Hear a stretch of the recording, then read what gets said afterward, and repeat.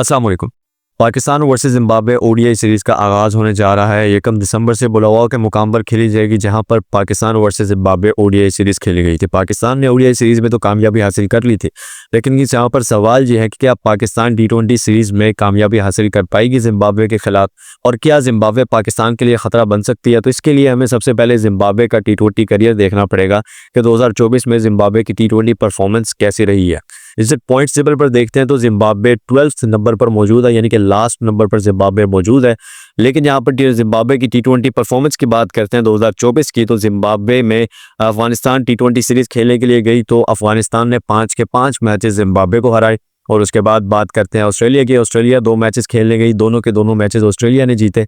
और फिर न्यूजीलैंड गई, न्यूजीलैंड ने 3 के 3 मैच जीते। लेकिन यहाँ पर इंडिया ने एक गलती की, ज़िम्बाब्वे को हल्का लेते हुए अपनी बी नहीं बल्कि सी टीम भेज दी, और इंडिया जो वहाँ से 3 मैचेस हारकर वतन वापस आई।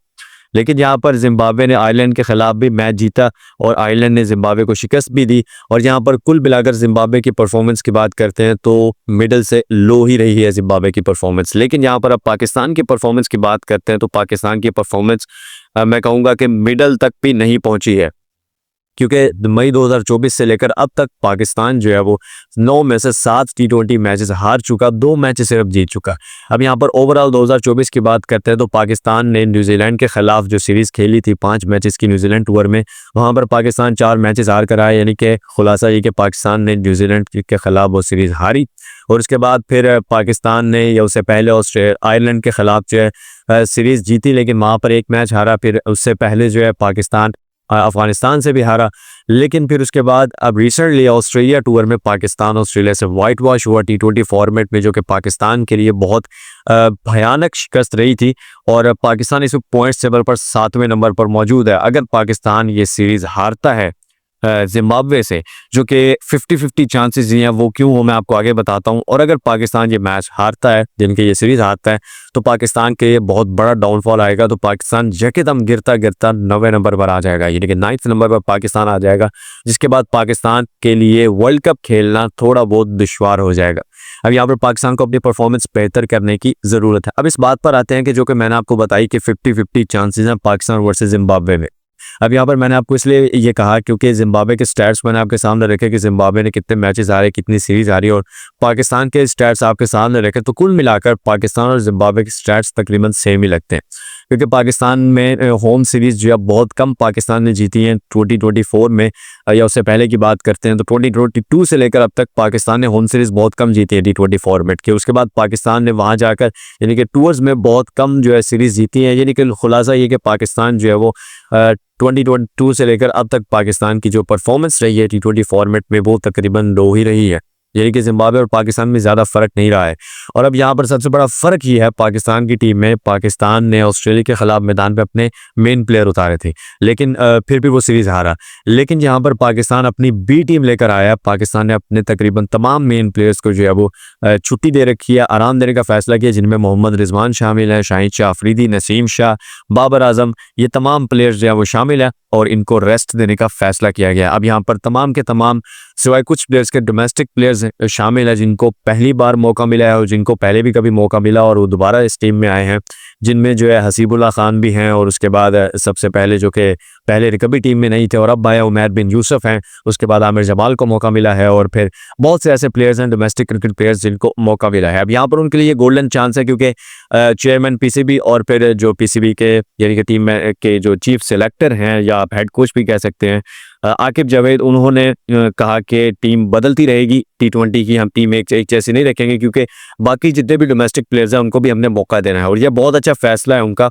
और फिर उन्होंने कहा कि ये इनके लिए गोल्डन अपॉर्चुनिटी है, क्योंकि अगर ये मैच जीतते हैं, अच्छी परफॉर्मेंस दिखाते हैं इनमें से प्लेयर्स, ये टी20 फॉर्मेट में टी20 सीरीज अच्छे तरीके से जीत जाते हैं, तो फिर इनको ही साउथ अफ्रीका में लेकर जाएंगे टी20 फॉर्मेट खिलाने के लिए, टी20 सीरीज के लिए, जो कि इनके लिए बहुत बड़ा एक मौका है, गोल्डन मौका है। क्योंकि अगर ये अच्छी परफॉर्मेंस अपनी दिखाते रहते हैं, मुसलसल अच्छी परफॉर्मेंस दिखाते रहेंगे, तो इसका मतलब है कि इनको फिर आगे टी20 वर्ल्ड कप में भी जगह मिल सकती है। लेकिन यहाँ पर अब ये तभी मुमकिन है कि जब ये ज़िम्बाब्वे के खिलाफ अच्छी परफॉर्मेंस दिखाते हैं।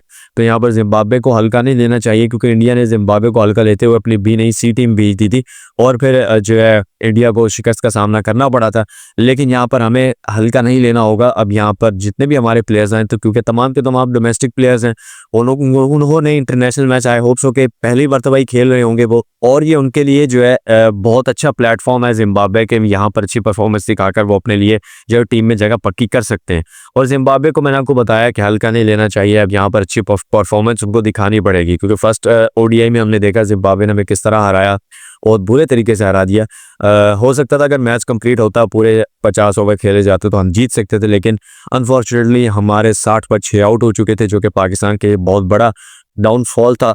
लेकिन यहाँ पर आई होप सो के T20 फॉर्मेट में इंशाल्लाह अच्छी परफॉर्मेंस दिखाएंगे और जो है T20 सीरीज अपने नाम करेंगे। अब यहाँ पर मैं आपके सामने रखता हूँ, अगर T20 सीरीज अभी अपने नाम करते हैं, यानी कि इसका मतलब है कि अगर हम वाइट वॉश कर देते हैं जिम्बाब्वे को या 2-1 से सीरीज जीतते हैं, तो इसका मतलब है कि पाकिस्तान 5वें नंबर पर आ जाएगा अगर हम वाइट वॉश करते हैं जिम्बाब्वे को। और अगर हम जिम्बाब्वे को 2-1 से सीरीज हराते हैं तो हम पे 6ठे नंबर पर आ जाएंगे। लेकिन उसके बाद हमारे जो है बर्तरी हमें मिलती रहेगी अगर हम जो है सीरीज जीतते रहते हैं। अब यहाँ पर हमें जीत की तरफ बढ़ना होगा। अगर पाकिस्तान छोटे लेवल से बढ़ेगा तो पाकिस्तान जारी बात है फिर से पहले नंबर पर अपनी पोजीशन बरकरार कर लेगा, अपनी पोजीशन बना लेगा। लेकिन यहाँ पर तभी मुमकिन है जब पाकिस्तान की प्लेयर्स जो है वो परफॉर्मेंस अपनी दिखाएंगे। अब यहाँ पर हमारा जो माइंडसेट बनाया जाता है, मैंने आपको पहले भी बताया था कि आपको पिच पर खड़े रहना है, आपको विकेट सेव करनी है, आपको जो है पावर प्ले में इतना जोर से नहीं खेलना, आपको पावर प्ले में कम खेलना है। उसके बाद आप लास्ट जो ओवर्स होंगे वहाँ पर आपने खेलना है। अगर आप चेस कर रहे हो, आपने रन रेट देखना, रन रेट आपका अच्छा जा रहा है, तो आपने मैच को लास्ट तक लेकर जाना है। ये माइंडसेट हमारा बनाया जाता है, जिसकी वजह से हम कई मरतबा जो है वर्ल्ड कप हार चुके, कई मरतबा सीरीज हार चुके, कई मरतबा जो है हम कई इंपॉर्टेंट मैचेस हार चुके, जो कि पाकिस्तान के लिए डाउनफॉल का सबब बना। अब यहाँ पर दुनिया का जो है T20 माइंडसेट चेंज हो चुका। दुनिया जो है इस वक्त 250 प्लस स्कोर करने के पीछे लगी हुई है। अब India is the best example. India ने अपनी बी टीम भेजी थी और इंडिया की बी टीम ने ही भाई साहब 280 स्कोर बना दिया साउथ अफ्रीका के खिलाफ। अब यहाँ पर पाकिस्तान के लिए मौका है, पाकिस्तान अपना माइंडसेट चेंज करे और यहाँ पर जो है जिम्बाब्वे के खिलाफ 200 प्लस स्कोर भी कर दे, तो पाकिस्तान के लिए बहुत बड़ा एक डाउनफॉल से बचने का जरिया बन सकता है ये। खैर अभी तक के लिए इतना ही, मिलता है नेक्स्ट एपिसोड में। अपना रखिए बहुत सारा ख्याल। अल्लाह हाफिज़।